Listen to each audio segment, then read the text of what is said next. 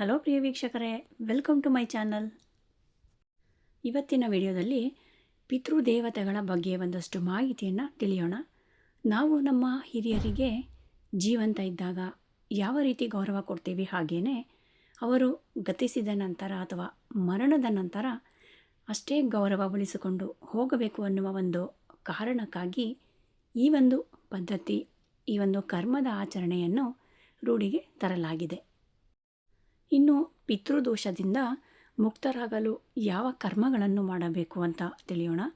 ನಾವು ಮಾಡುವ ಪಿತೃಪಕ್ಷದಿಂದ ನಮ್ಮ ಪೂರ್ವಜರು ಎಲ್ಲ ಲೋಕದಲ್ಲೂ ಸುಖ, ಶಾಂತಿ, ಸಂತೋಷವನ್ನು ಪಡೆದುಕೊಳ್ತಾರೆ. ಮಹಾಲಯ ಅಮಾವಾಸ್ಯೆಯಂದು ಹರಳಿ ಮರಕ್ಕೆ ಏಕೆ ಎಡೆ ಇಡಬೇಕು ಎಂದು ಮೊದಲು ತಿಳಿದುಕೊಳ್ಳಬೇಕು. ಪಿತೃಪಕ್ಷ ಆಚರಣೆ ಮಾಡೋದರಿಂದ ನಮ್ಮ 7 ಜನ್ಮಗಳ ಪಾಪಕರ್ಮಗಳು ಕಳೆಯುತ್ತವೆ.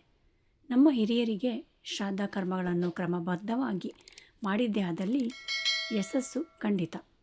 ನಮ್ಮ ಮನೆಯ ಶ್ರೇಯಾಭಿವೃದ್ಧಿ ಆಗಬೇಕೆಂದರೆ ಅದು ನಮ್ಮ ಪಿತೃಗಳಿಂದ ಮಾತ್ರ ಸಾಧ್ಯ. ಪಿತೃಪಕ್ಷ ಅಂದರೆ ಶ್ರದ್ಧೆಯಿಂದ ಮಾಡುವ ಕಾರ್ಯ.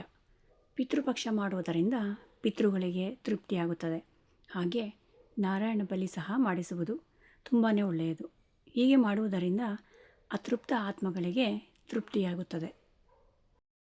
ಮನೆಯಲ್ಲಿ ನಮಗೆ ಗೊತ್ತಿಲ್ಲದೆ ನಮ್ಮ ಮುತ್ತಾತ, ಮುತ್ತಜ್ಜಿ, ಅಜ್ಜಿ, ತಾತ ಹೀಗೆ ಹಲವರು ಯಾವ ತಿಥಿಯಲ್ಲಿ ಸತ್ತಿದ್ದಾರೆ ಎಂದು ಗೊತ್ತಿಲ್ಲ. ಅದಕ್ಕಾಗಿ 15 ದಿವಸ ನಾವು ಹರಳಿ ಮರಕ್ಕೆ ತಾಮ್ರದ ಚೊಂಬಿನಿಂದ ನೀರನ್ನು ಹಾಕುವುದರಿಂದ ಅವರ ಹೆಸರನ್ನು ಹೇಳಿ ನೆನಪಿಸಿಕೊಂಡು ನೀರು ಹಾಕಿದರೆ ನಮಗೆ ಫಲ ಸಿಗುತ್ತದೆ. ಅವರ ಹೆಸರಿನಲ್ಲಿ ವಿಷ್ಣು ಸಹಸ್ರನಾಮ ಪಠಿಸುವುದರಿಂದಲೂ ನಮಗೆ ಪಿತೃದೋಷ ಶಾಪದಿಂದ ಮುಕ್ತಿ ಹೊಂದುವಂಥದ್ದು. ಹೇಗೆ ಮಾಡುವುದು ಇದನ್ನು ಎಂದು ನೋಡೋದಾದರೆ, ದರ್ಬೆಯನ್ನು ಕೈಯಲ್ಲಿಟ್ಟುಕೊಂಡೇ ಹೇಳಬೇಕು.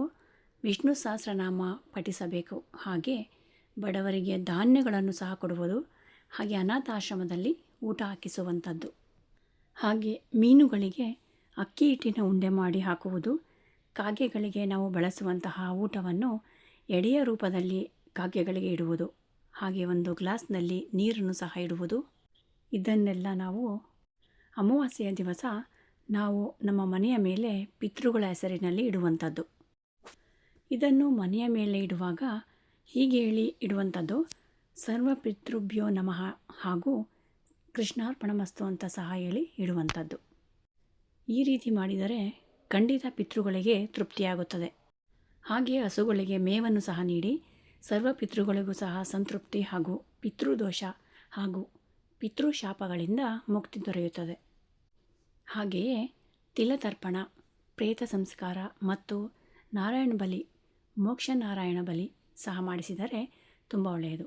ವರ್ಷಕ್ಕೆ ಒಮ್ಮೆಯಾದರೂ ನಾರಾಯಣ ಬಲಿ ಪಿತೃಗಳ ಹೆಸರಿನಲ್ಲಿ ಮಾಡಿದರೆ ತುಂಬ ಒಳ್ಳೆಯದು.